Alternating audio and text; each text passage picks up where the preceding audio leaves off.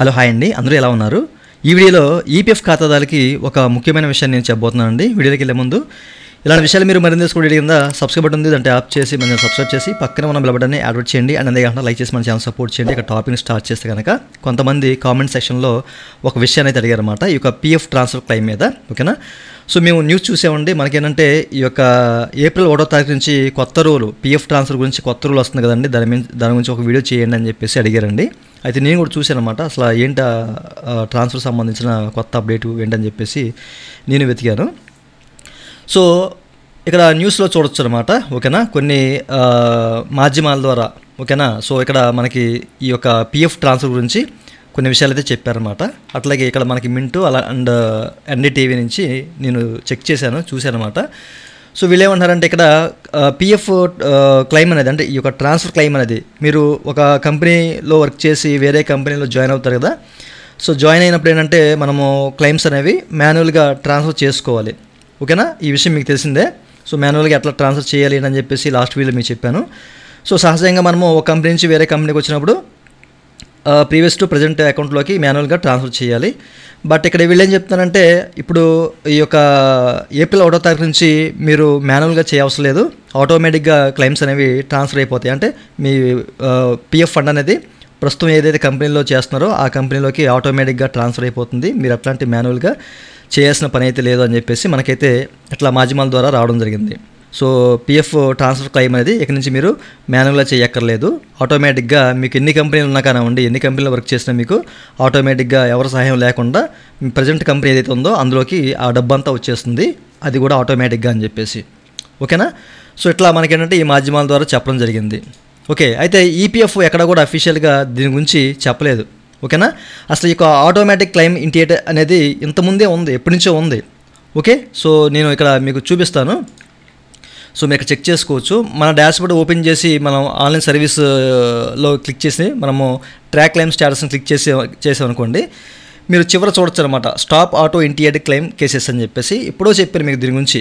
ఓకేనా, సో ఎప్పుడైనా మనము ఒక కంపెనీ నుంచి వేరే కంపెనీలో జాయిన్ అయినప్పుడు, సో ప్రీవియస్ ప్రజెంట్ కంపెనీకి సంబంధించిన ఎగ్జిట్ అండ్ జాయినింగ్ డేట్స్ అనేవి ప్రాపర్గా ఉంటే, ఓకేనా, ఓవర్లాప్ లేకుండా ఉంటే కనుక ఆటోమేటిక్గా క్లెయిమ్ అనేది ఇంటియేట్ అవుతుంది. ఓకేనా, మీకు అది మనకి మెసేజ్ ద్వారా కూడా వస్తుందన్నమాట.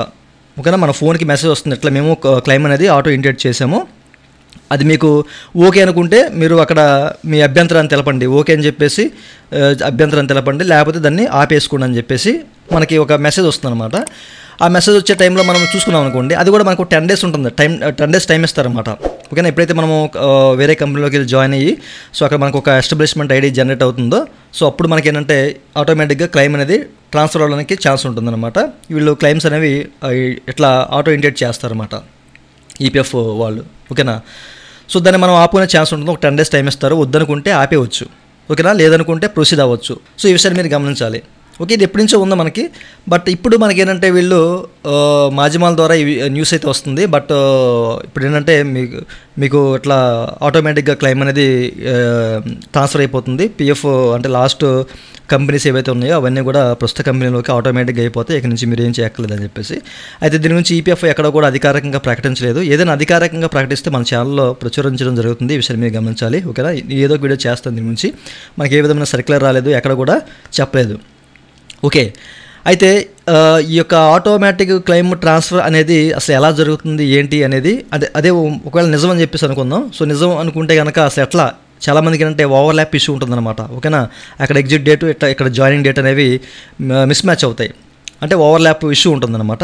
సో అట్లాంటి వాళ్ళ క్లెయిమ్స్ కూడా మనకి అంటే ఈ ఏప్రిల్ 1వ తారీఖు నుంచి అట్లాంటి క్లెయిమ్స్ కూడా మనకి ట్రాన్స్ఫర్ అవుతాయా లేదా అనేది చూడాలి. మనకైతే ఎక్కడ కూడాను ఈపీఎఫ్ దీని గురించిన అధికారిక ప్రకటన అయితే చేయలేదు, మరి చూద్దాము. ఓకేనా, సో న్యూస్లో అయితే ఈ విషయం వస్తుంది, చాలామంది నన్ను అడుగుతున్నారు కామెంట్లో, అందుకనే మీకు చెప్పడం జరుగుతుంది అనమాట. ఈ యొక్క ఆటోమేటిక్ క్లెయిమ్ అనేది మనకి ఎప్పటి నుంచో ఉంది.